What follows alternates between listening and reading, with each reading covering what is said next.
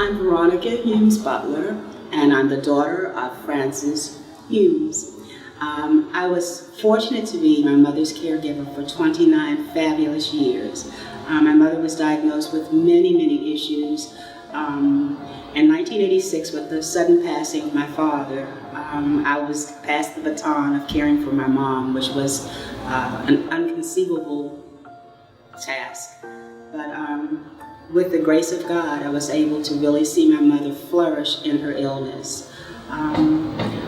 In those 29 years, many things happened to her as well as my family. I have two daughters. One lost complete kidney failure, and my older daughter donated a kidney to her. So I was always bouncing from one hospital to another and caring for family. And I think that we learn in life that certain things are assigned to us whether we want them or not. My mom, in her illness, became debilitated and was bedridden for most of her adult life. So I was taught early on to provide the kind of care that she taught me to provide because she took care of her mother. So we saw that it was passed, the baton passed. And as I age, I'm hoping that my daughters know that this baton is going to be passed to them as well. My mother died on March 22nd, and it was my hope that she would be here and interview. But in her stay, I live on to continue to be the type of woman that she was. I used to hear my mother pray at night, and she was often in excruciating pain, and she would always quote the scripture, God so loved the world that he gave his only begotten son. So I always knew that John 3:16 was powerful, and that my mother knew that there was a greater power in her illness. We would always go to Psalm 91.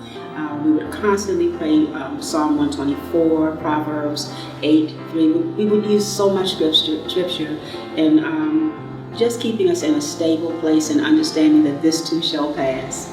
Sometimes in realizing that you're going through things, you wonder how, but you know that you're sustained and you know that it's a greater power than yourself. I began to appreciate so many of the little things. My daughter, for 9 years, had no kidney function, so she was on dialysis. My mom was beginning to lose some of the function as well. But I noticed that I began to appreciate hearing people being able to laugh in hardship. One of the greatest revelations was to hear my daughter being able to use the bathroom, because many times kidney patients no longer have kidney function, so they can't use the restroom. I began to really understand that God shows us in suffering those great things that he has for us. And he also is always present when you think that there's no help. And so we always depended on God. We've always trusted in God, but it made us trust him even more. I think the greatest lesson that I learned was to put myself in that person's place. My mother was a very strong person, so it was very hard for her to have other people do very personal things for her. And then I began to understand when I would say, well, don't worry, it's just me. But then I put myself in her place and saying, how does it feel to have someone have to wash your face or to do those personal things or to feed you? So I think the greatest lesson is never to say, to have empathy and try to put yourself in that place. I think that when we begin to see that when people are going through things, we have to have the empathy of trying to understand, especially if we've never experienced it ourselves. I think that to be present, there's a ministry of present. Sometimes you don't have to say anything. Sometimes just being there with people when they're going through, and praying silently or praying openly, or letting people know, that you're there and you're willing to be there, and being patient in the process of healing, because I just think that we're equipped to constantly be rebuilding ourselves, and we're constantly equipped to get better. So just always looking forward and having the faith that it'll get better.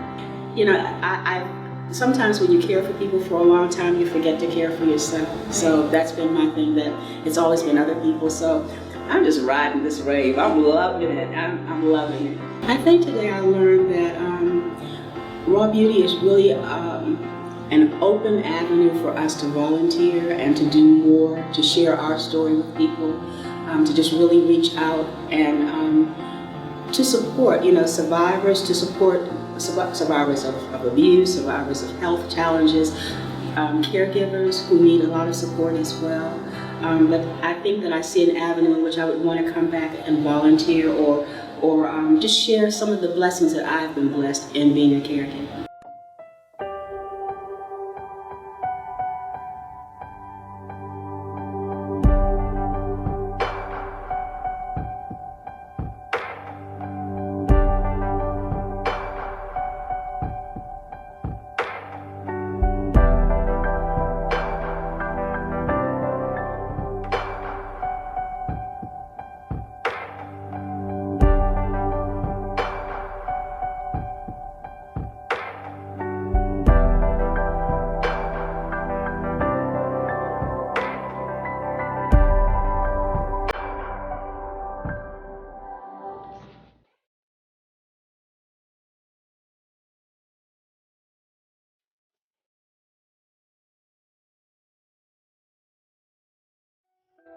Purchase your calendars today and view full testimonies online at www.rawbeauty.org. Thank you for your support.